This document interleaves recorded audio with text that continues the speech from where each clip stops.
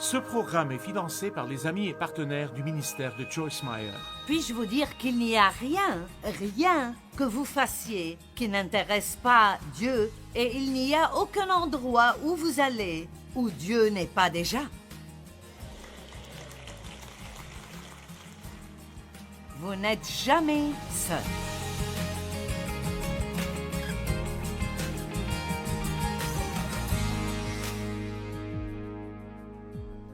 Ça m'émerveille. Je suis toujours émerveillée par combien il y a de choses dans un seul chapitre de la Bible.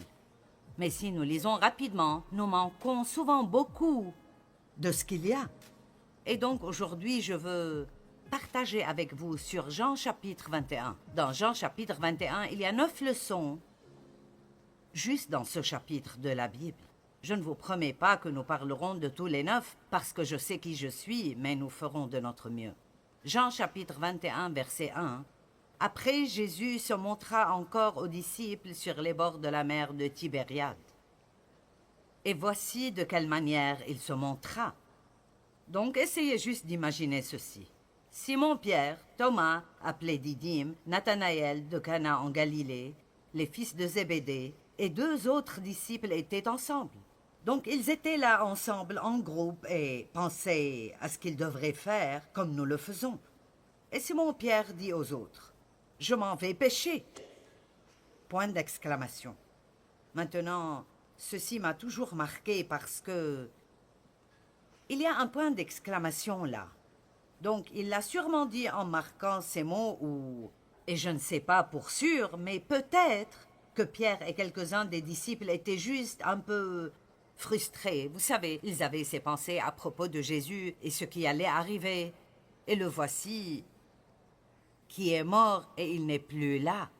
Et peut-être qu'ils ont pensé qu'il allait revenir et faire quelque chose, et ils ne l'ont pas vu pendant un moment. Et donc, Pierre était un pécheur avant que Jésus ne l'appelle. Et donc, c'est un peu comme s'il avait décidé qu'il allait revenir à ce qu'il faisait avant.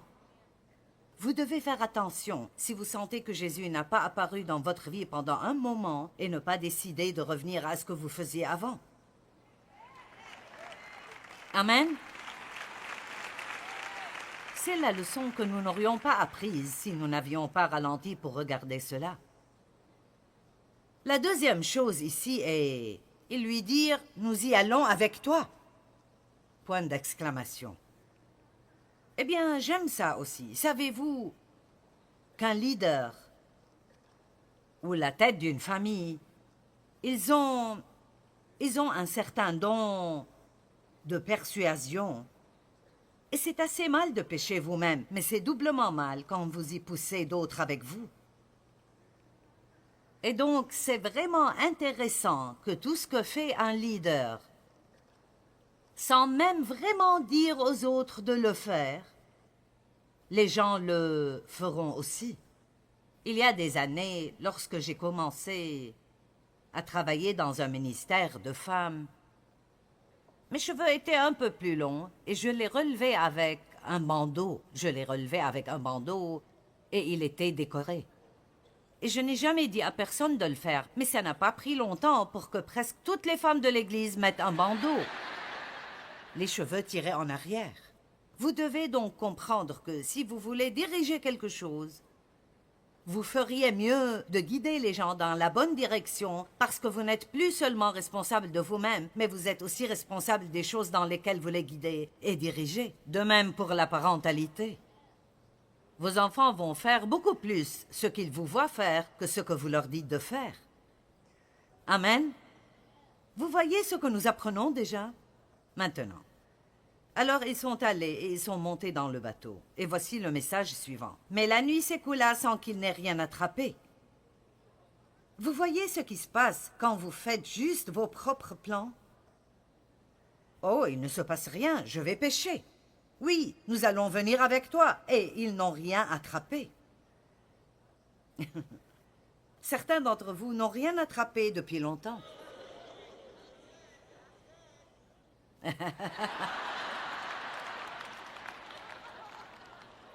Et vous ne comprenez pas pourquoi Dieu ne bénit pas votre plan.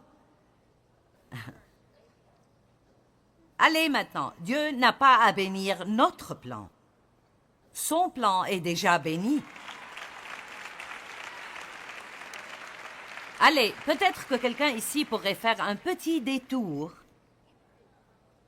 Et les choses iront tellement mieux pour vous. Maintenant, je ne suggère pas que vous devez prier pendant 3 jours pour voir si vous pouvez aller pécher ou non. Nous faisons tous beaucoup de choses que nous aimerions faire, mais il y a un principe ici que nous ne voulons pas manquer, et c'est que la Bible dit dans les Proverbes, et j'aime ça, « Dans toutes tes voies, reconnais-le. » Donc, commencez votre journée en disant « Seigneur, c'est ce que j'ai planifié. Mais si ce que j'ai planifié n'est pas ce que tu veux, alors tu peux m'arrêter et me donner la grâce d'aller dans la direction que tu veux que je prenne. » Amen. Jacques 4, 13 dit « Écoutez-moi, vous qui dites « Aujourd'hui ou demain, nous irons dans telle ville, nous y passerons une année, nous y ferons des affaires. » Et nous gagnerons de l'argent. Vous qui ne savez pas ce qui arrivera demain. Car vous êtes une vapeur qui apparaît et qui ensuite disparaît. Ce n'est pas très encourageant. Une vapeur éphémère. Parfois, quand je partage cette écriture, j'apporte une canette de fixatif, je la vaporise une fois et je la regarde flotter et je dis juste « et voilà ». Je veux dire, devant l'éternité, c'est ainsi que sont nos années ici et notre importance par rapport à qui Dieu est. Donc, ce n'est pas que nous ne sommes pas importants pour Dieu. Il nous attribue une grande importance, mais il ne fait que souligner un point. Vous savez, vous n'êtes pas en charge. Vous n'êtes pas aussi important que vous le pensez, ni aussi intelligent que vous le pensez. Alors, au lieu de faire tous vos projets de l'avenir et de vous attendre à ce que je les bénisse, pourquoi ne pas ralentir et dire cela? Vous devriez plutôt dire, verset 15, « Si Dieu le veut, nous ferons ceci ou cela. » Mais maintenant, vous vous glorifiez dans vos pensées orgueilleuses. C'est chose mauvaise que de se glorifier. Alors, ils avaient leur propre plan. Leur plan ne marchait pas. Et pendant la nuit, ils n'ont rien attrapé. Le verset 4. Déjà le jour commençait à se lever, et voici, Jésus se tenait debout sur le rivage, mais les disciples ignoraient que c'était lui. Wow! Comment Jésus pourrait-il être parmi nous sans que nous ne le reconnaissions? Mais ça arrive tout le temps. Ce dont nous avons besoin... Écoutez, je ne pense pas que les croyants devraient utiliser le mot « chance ». Eh bien, j'ai juste eu de la chance. Non, Dieu vous a donné la faveur, ou vous avez été béni. Mais la chance est pour le monde. Nous ne sommes pas chanceux. N'est-ce pas une bonne coïncidence? Non, je ne pense pas. Car Dieu s'occupe vraiment de chacun de nos pas. Et vous savez, ce n'était pas la seule fois que les disciples étaient avec Jésus sans savoir que c'était lui. On pourrait penser que ces hommes, qui étaient littéralement dans sa présence physique jour après jour, l'auraient reconnu. Donc l'une des choses que j'aime prier est « Mon Dieu, chaque fois que tu fais quelque chose dans ma vie, ne me laisse pas le manquer. » Je ne veux pas manquer les choses que Dieu fait dans ma vie parce que je pense que ce qui rend chaque jour de notre vie spécial, c'est de savoir que Dieu est concerné par chaque petit détail insignifiant de notre vie. Puis-je vous dire qu'il n'y a rien que vous fassiez qui n'intéresse pas Dieu, et il n'y a aucun endroit où vous allez où Dieu n'est pas déjà. Vous n'êtes jamais seul. En fait, je prépare un message en ce moment même. Je ne suis jamais seul. J'ai lu quelque chose qui m'a impressionné. Un certain prédicateur avait beaucoup accompli dans sa vie, un travail vraiment phénoménal. Quelqu'un lui a dit vers la fin de sa vie, « Comment avez-vous accompli tout ce que vous avez accompli? » Il a dit, vous devez vous rappeler que nous sommes deux. N'est-ce pas bon? Nous sommes deux. Nous ne sommes pas seuls. Nous avons un compagnon constant. Maintenant, le verset 5 est réellement mignon. Il les appela, et les garçons, les enfants. Avez-vous pris du poisson? Avez-vous attrapé quelque chose à manger? En d'autres termes, il ne les appelle pas comme des fils représentant la maturité. Il les appelle des garçons, des enfants, ce qui montre qu'il est évident qu'ils sont encore assez immatures parce qu'ils ne font qu'essayer d'accomplir leur propre plan. Allez, est-ce que vous comprenez? Et donc, j'aime ce chapitre parce que c'est comme si Jésus disait « D'accord, est-ce que ça marche? » J'ai essayé pendant des années de changer mon mari et de le faire devenir ce que je voulais qu'il soit. Et enfin, un jour, honnêtement, Dave a toujours aimé le sport. Eh bien, je n'ai jamais grandi avec ça. Mon père n'aimait pas le sport et ce qu'il n'aimait pas, personne ne pouvait l'aimer.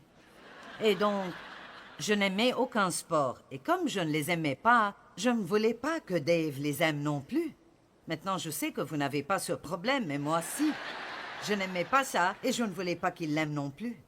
Et donc, il jouait au golf. Il regardait le football, il regardait le baseball, il regardait le basketball, il s'est mis au tennis, il s'est mis au bowling. Tout ce qui roule ou rebondit, Dave l'aime. Amen. Et donc, j'essaye toujours de le convaincre de ne pas aimer ça, de ne pas aimer ça. Et un jour, il regardait un match de football, écouter un match de baseball et nettoyer l'étui de ses clubs de golf en même temps. Et mon cerveau fulgurant, après de nombreuses années de misère, a finalement pensé « ce que je fais ne fonctionne pas ». Alors je pourrais juste vous demander aujourd'hui, est-ce que ce que vous faites marche?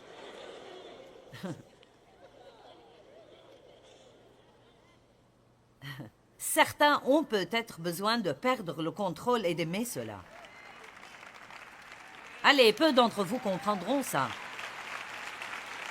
Ça ferait un bon livre, être hors de contrôle et aimer cela.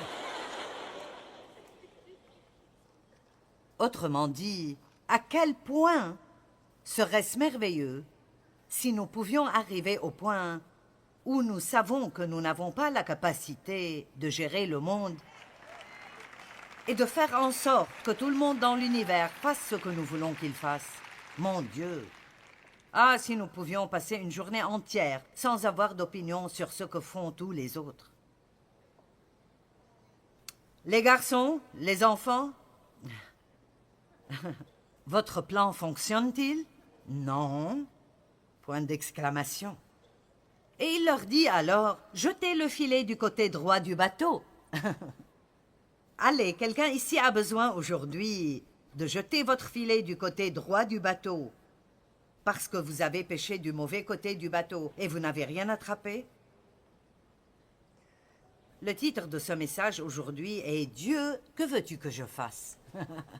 Parfois nous disons « J'ai fait tout ce que je sais faire et rien ne fonctionne. Mon Dieu, que veux-tu que je fasse ?»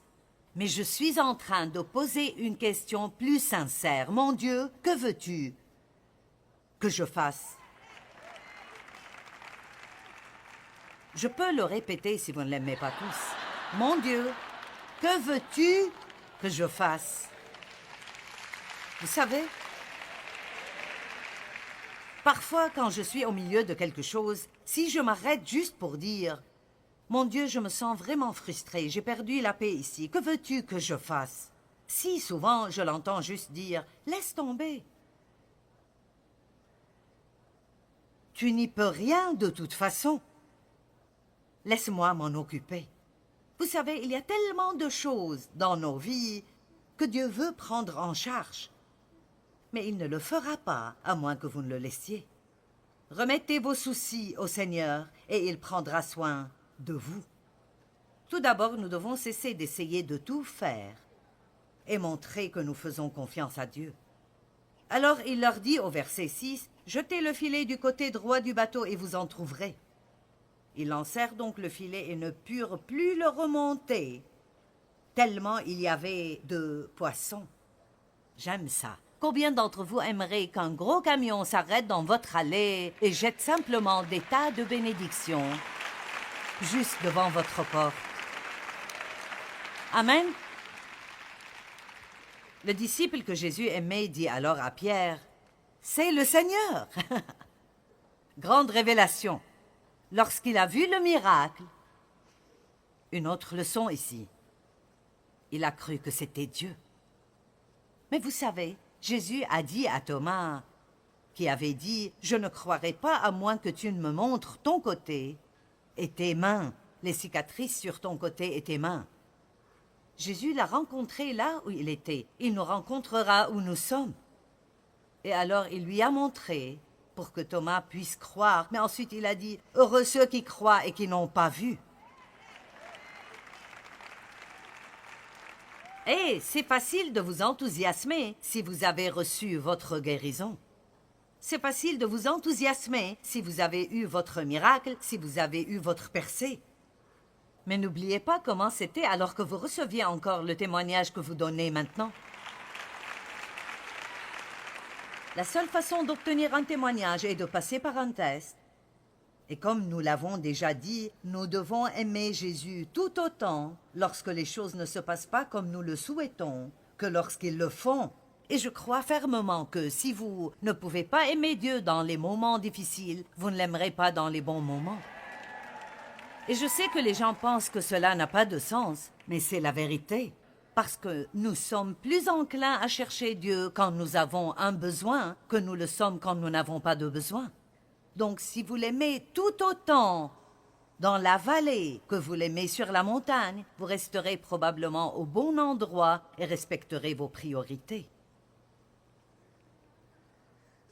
Peut-être que vous avez obtenu votre percée maintenant et vous avez réussi et tout va bien pour vous. Mais n'oubliez pas d'avoir de la compassion pour ceux qui ne l'ont pas encore eu.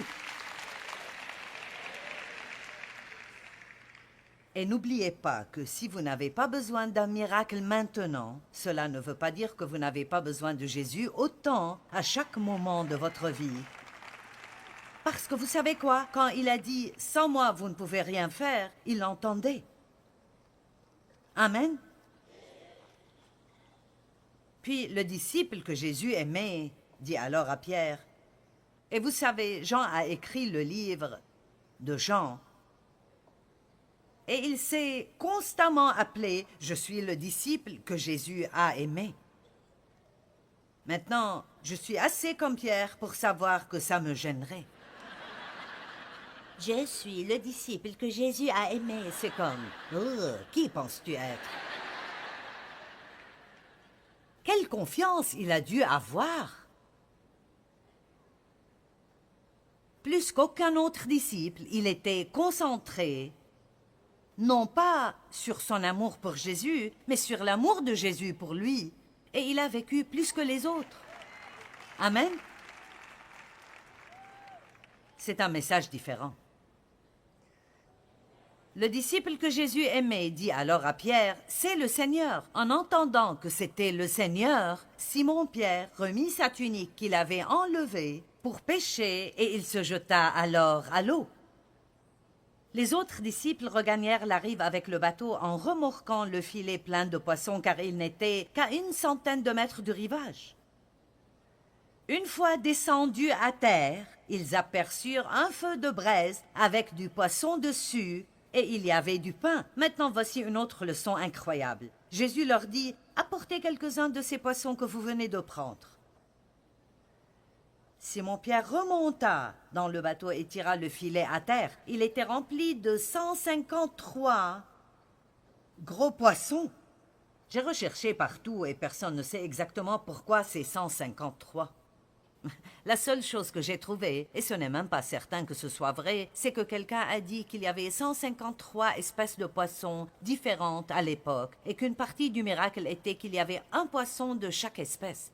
Mais je pense que si pour aucune autre raison, ces poissons ont été comptés et cela a été enregistré dans la Bible juste pour nous montrer la grande attention que Dieu accorde à chaque petit détail de notre vie.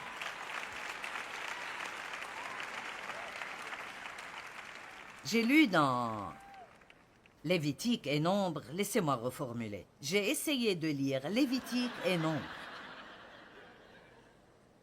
Et je veux dire, le détail de l'arche, le détail du tabernacle, le détail de la façon dont le prêtre devait s'habiller, tout avait ces détails complexes.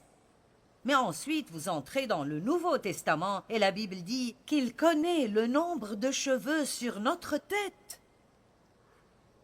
Maintenant, je sais que pour certaines personnes, ce n'est pas aussi difficile que pour d'autres, mais...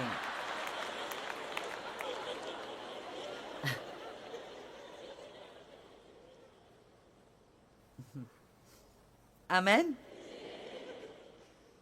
Pensez-y une minute. Je ne sais pas ce que nous pensons. Dieu n'est pas simplement pour les urgences. Le grand avantage d'être chrétien, c'est d'avoir un assistant, un compagnon, un ami.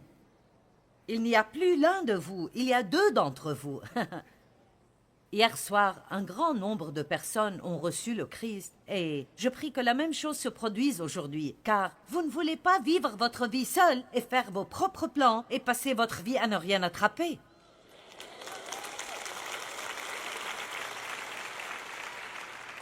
C'est tellement mieux aujourd'hui de simplement se rendre et d'admettre que vous ne gérez pas votre vie comme il faut. Demandez à Jésus de prendre la relève. Amen. Demandez-lui d'entrer et de contrôler et de prendre la relève.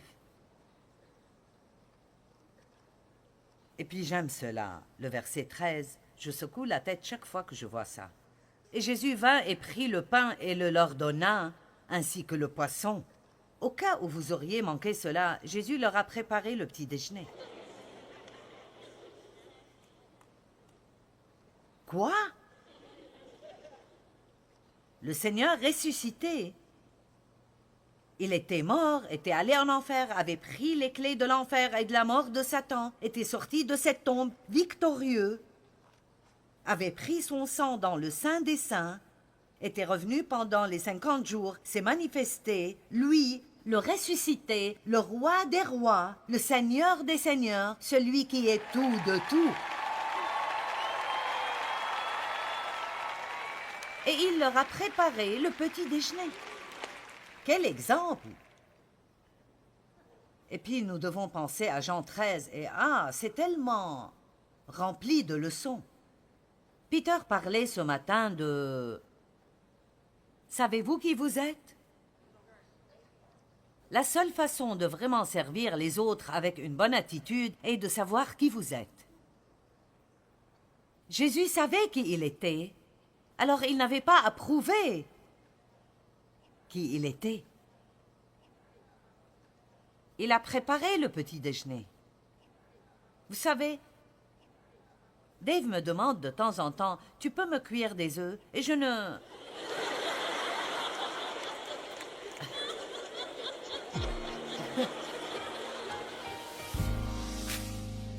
Je veux dire, je cuisinais beaucoup quand mes enfants étaient petits, mais j'ai abandonné cela il y a longtemps et maintenant ma famille est heureuse. Nous disons que lorsque quelqu'un me parle de petit déjeuner, je n'ai pas la bonne attitude de Jésus. Je suis si reconnaissante que nous ayons une aide dans notre vie, le Saint-Esprit, qui a promis de ne jamais nous quitter ni nous abandonner, de nous aider et de nous guider. Donc peu importe ce qui se passe à l'horizon de votre vie, vous pouvez savoir que vous ne serez jamais obligé de le faire seul. Et vous pouvez jouir pendant que vous le faites. Vous pouvez profiter de votre vie.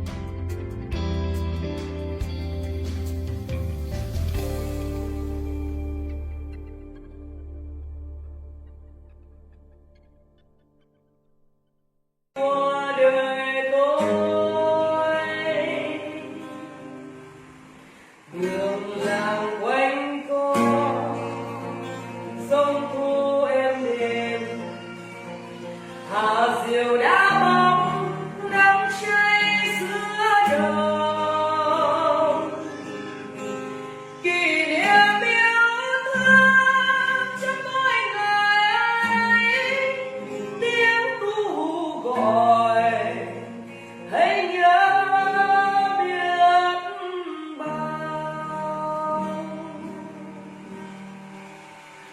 tôi xa quê bao